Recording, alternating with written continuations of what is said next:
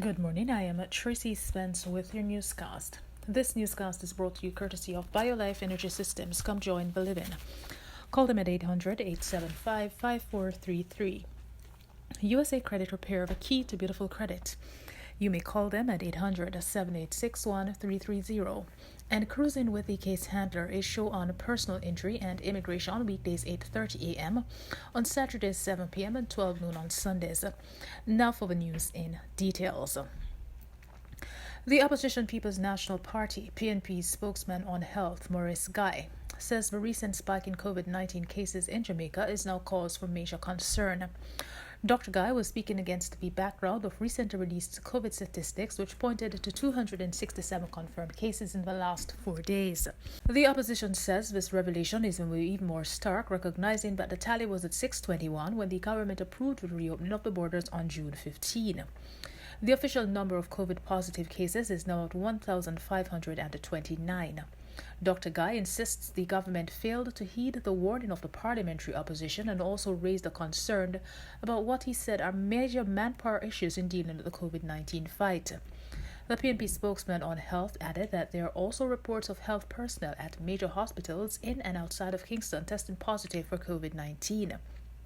He added that this translates to the health sector being overwhelmed, but not only rises in COVID-19 cases, but cases consequent on COVID positive patients.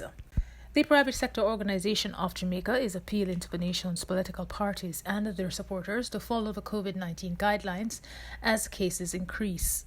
In a release on the weekend, the PSOJ said while there is a debate over whether the election should have been called at this time, given the risks posed by campaigning activities, it said it's grateful that the campaign period will be short. And as it pleaded with political leaders and supporters, the PSOJ reminded the public that the country's economic recovery will be at risk if citizens are not disciplined and compliant with the guidelines. It noted that the police alone cannot maintain discipline and urged the public to take responsibility for their actions. It is also encouraging businesses to implement flexible work arrangements where possible to reduce exposure of their employees and the spread of the disease. The PSOJ called for unity in order to overcome the disease. Meanwhile, faced with pushback from tourism interests, the Jamaican government is set to revert to its initial decision to allow tourists to move freely in what it has dubbed the coronavirus resilient corridor.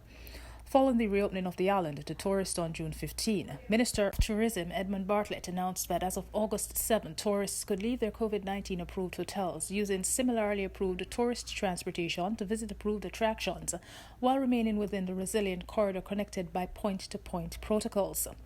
At that time, Bartlett said this would ensure that visitors would not exit the corridor into the general population prior to them completing the required 14-day quarantine period. The government later reversed its position and ordered visitors to remain in their hotels following an uptick in coronavirus cases across the island.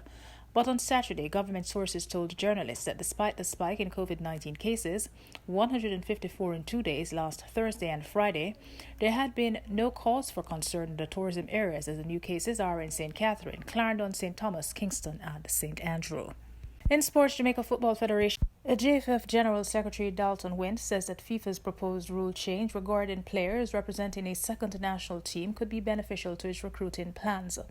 The proposal would allow players to switch allegiances to play for another approved country if they played a maximum of 3 games for the first national team before they reached age 21, and 3 years have passed since they last played for that national team. The proposal will take effect next month, pending approval from the 211 national federations at the September 18 FIFA Congress, which will be hosted virtually. Wint believes that should the measure be approved, it could help with boosting the quality of the senior men's team. The proposal is the result of a 2-year process by a FIFA working group. The backdrop of the proposal comes from a 2018 case involving Spanish-born forward Munir Al-Hadidi, who wanted to represent Morocco. And that is it for the news. This newscast came to you courtesy of BioLife Energy Systems. Come join the living. Call them at 800-875-5433. USA Credit Repair, a key to beautiful credit.